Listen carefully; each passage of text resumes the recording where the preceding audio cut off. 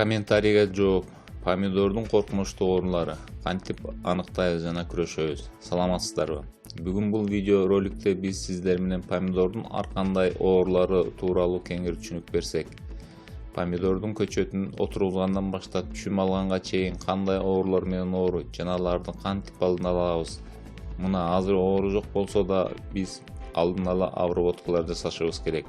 Ошентип жакшы натыйжага жетишебиз. Помидор оору өлүп калганча биз азыр ойлонуп помидордун негизги ооруларынан сактанабыз. Өсүмдүк ооруп баштаса кеч болуп калышы мүмкүн. Помидордун оорулары 5 пункттан турат. Биринчи, бул козу карын оорулары. Бул оорулар эң көп таралган жана көптөгөн түрлөрү бар. Бул ооруларды оору козгооч козу карындар пайда кылат. Экинчи, бактериялык оорулар. Бул ооруларды ар кандай бактериялар пайда кылат. Үчүнчү, вирустук оорулар. Бул дагы эң коркунучтуу оорулардын бири. Мына ушул 3 пункттагы оорулар менен күрөшүү өтө кыйын. Бирок булардын алдын ала алсак болот. 4-чү пункт, инфекциялык эмес оорулар. Буларга кээ бир элементтердин жетишсиздигинен келип чыккан оорулар кирет. Мисалы, хлороз. 5-чи пункт, бул курт кумурскалардын зыянын алып келиши. Мисалы, ак канат личинкасынын иш аракетинин натыйжасында козу карын ооруларынын пайда болушу. Келгиле, эми сүрөт аркылуу оору кандай көрүнөт жана аны менен кантип күрөшөбүз? Менин оюмча бул сиздерге ооруну таанууда жана аны менен күрөшүүдө жакшы жардам берет деген ойдомун. Биринчи, кара бутча же кара өзөк. Бул оору менен помидор жаш көчөт кезинде ооруйт жана көпчүлүк көчөттөр өлүмгө дуушар болот. Мунун алдын алуу менен гана күрөшөбүз. Башка вариант жок.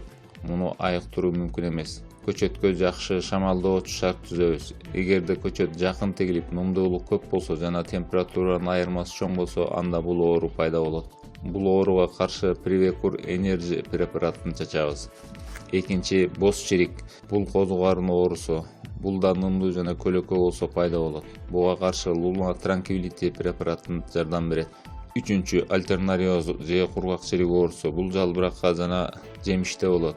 Бул дагы козу карын оорусу. Препараты Luna Tranquility. Фитофтороз оорусу помидордун эң коркунучтуу жана көп таралган оорусу. Муну менен да күрөшүү оңой эмес. Бат эле тарап көбөйүп кетет. Бул негизинен жайдын экинчи жарымында күч алат. Мунун алдын алуучу хом препаратын пайдаланабыз. Кладоспориоз оорусу. Жалбыракта кичинекей сарытактар пайда болот жана бат эле тарап кетет. Бул оору чүм байлай баштаганда күч алат. Мунун алдын алуу үчүн хом препаратын чачабыз. Фузариоз. Бул дагы козу карын оорусу. Муну менен ооруган помидор айыкпайт жана тезинен алып чыгып өрттөшүбүз керек. Алдын алуу үчүн триходермин чачабыз. 7-чи, периноспороз оорусу. Бул дагы козу карын оорусу. Ага каршы хом чачабыз. 8-чи, вирустук оорулар. Буга туруктуу помидордун сортторун тегебиз. Бул ооруга тамеки мозаикасы, жалбырактардын тармалдашы, мына ушулар вирустук оорулар болуп саналат. Бул оорулар айыкпайт. Ооруган өсүмдүктү жок кылганыбыз оң. 9-чу, помидордун чирик оорусу. Муну айыктыруу оңой. Бул оору кальций жетпегенде пайда болот. Помидорго кальций беребиз. Мисалы, кальций селитрасын 10 граммын 10 литр сууга аралаштырып чачабыз. 10-чу, хлороз оорусу. Помидорлор көбүнчө магний хлорозу менен ооруйт. Муну магний сульфатын берүү менен айыктырабыз. 10 грамм магний сульфатын 10 литр сууга аралаштырып чачабыз. Мына сиздер менен помидордун негизги оорулары менен тааныштык. Бул оору пайда болуусун күтпөстөн алардын алдын алышыбыз керек. Эң биринчи, өсүмдүк өстүрүүдө агротехниканы туура пайдалануу, көчөттөрдүн аралыктарын туура сактоо, туура сугаруу жана азыктандыруу. Мына ушулар өсүмдүктүн жакшы түшүм беришинин негизи болуп саналат. Помидордун ооруга туруктуу сортторун тегебиз. Ушуну менен көп оорулардын алдын ала алсак болот. Биз оорулардын алдын алуу үчүн фунгусидтерди колдонобуз. Фунгусид бул ар кандай ооруларды алдын алуучу дары каражаттары. Биз помидорго хом, Luna Tranquility, Quadris мына ушул 3 дары менен жогоруда саналган оорулардын алдын ала алсак болот.